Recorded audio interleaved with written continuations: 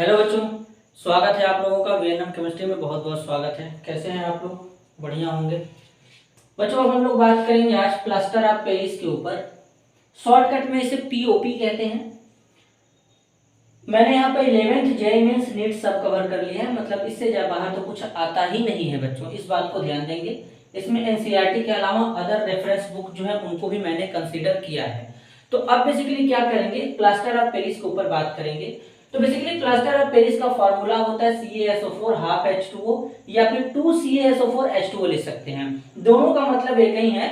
यानी अगर हम एक वर्ड में ये बोल करके बात खत्म करें कि प्लास्टर ऑफ पेरिस के अंदर वाटर के कितने मॉलिक्यूल प्रेजेंट होते हैं, तो इस बात को तुम लोग ध्यान देना। प्लास्टर ऑफ पेरिस के अंदर वाटर के जो मॉलिक्यूल होते हैं वो हाफ H2O होते हैं। अब चलते हैं जरा डेफिनेशन के ऊपर। डेफिनेशन किसे कहेंगे इसका? पहले calcium sulphate hemihydrates is also known as plaster of Paris. इसका मतलब है बच्चों कि जो कैल्शियम सल्फेट हेमीहाइड्रेट्स होता है उसे प्लास्टर ऑफ पेरिस कहते हैं। सर सबसे पहले हमको ये समझाओ कि हेमीहाइड्रेट्स का मतलब क्या होता है। हेमीहाइड्रेट्स का मतलब क्या होता है? हेमी का मतलब होता है हाफ मतलब आधा। हाइड्रेट्स का मतलब होता है वाटर मतलब पानी। जिसमें पानी के आधा मॉलिक्यूल होते हैं उसे हम लोग हेमीहाइड्रेट्स कहते हैं। तो बात समझ में आया? कैल्शियम सल्फेट हेमीहाइड्रेट्स को प्लास्टर ऑफ पेरिस कहते हैं। प्लास्टर ऑफ पेरिस का फॉर्मूला CaSO4 हाफ H2O या फिर 2CaSO4 H2O होता है। ठीक है बच्चों।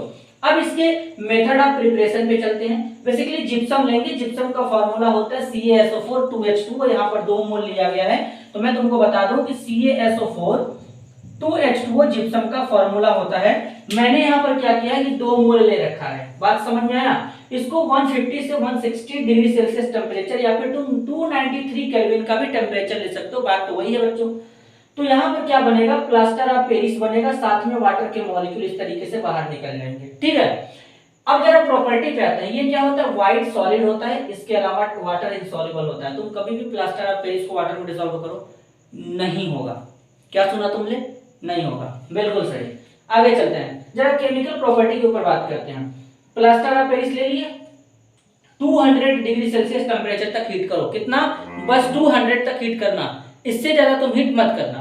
तो जब तुम 200 पे हीट करोगे तो यहां से हाफ H2O बाहर निकल जाएगा। तो यहां पर जो बनेगा गामा कैल्शियम सल्फेट बनेगा। इस बात को ध्यान से सुन लो। जब हम लोग प्लास्टर ऑफ पेरिस को 200 डिग्री सेल्सियस पे हीट करेंगे तो गामा कैल्शियम सल्फेट बनेगा।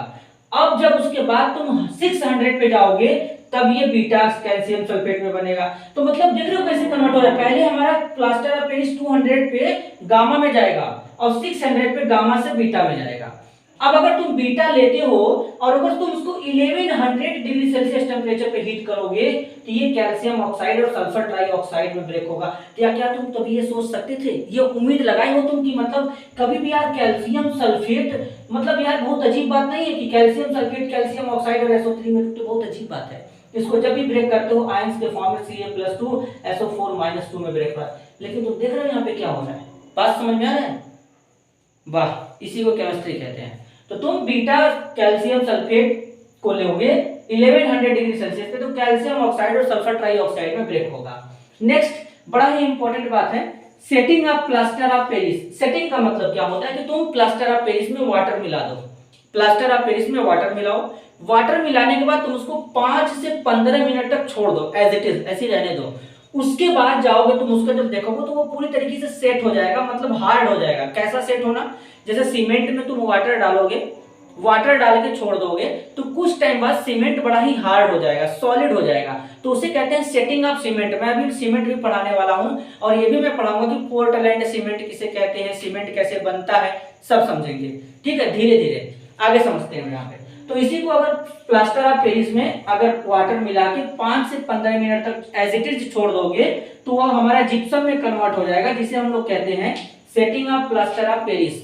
एक खास बात और, 5 से 15 मिनट छोड़ना पड़ेगा, लेकिन ये जो प्रोसेस होता है एक्सोथर्मिक होता है, यहाँ पर एनर्जी भी रिलीज होता है। इस बात को ध्यान देंगे।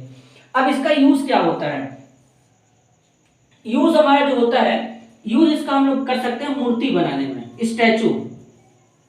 स्टैचू मतलब मूर्ति बनाने में कर सकते हैं। यहाँ पर देखो प्लास्टर लिखा गया, इसका मतलब है कि जब बोन फ्रैक्चर हो जाता है, टूट जाता है, तब तुम पीओपी का क्या कर सकते हो, प्लास्टर हम लोग कराते हैं हाथ में। इसके बाद तुम खिलौना, मॉडल, तमाम प्रकार के ये सब बना सकते हो। तो इस तरीके से अगर वीडियो पसंद आया तो वीडियो को लाइक करो, चैनल को सब्सक्राइब करो, ज्यादा से ज्यादा लोगों तक शेयर करो। मिलते हैं अगले वीडियो में, तब तक के लिए धन्यवाद।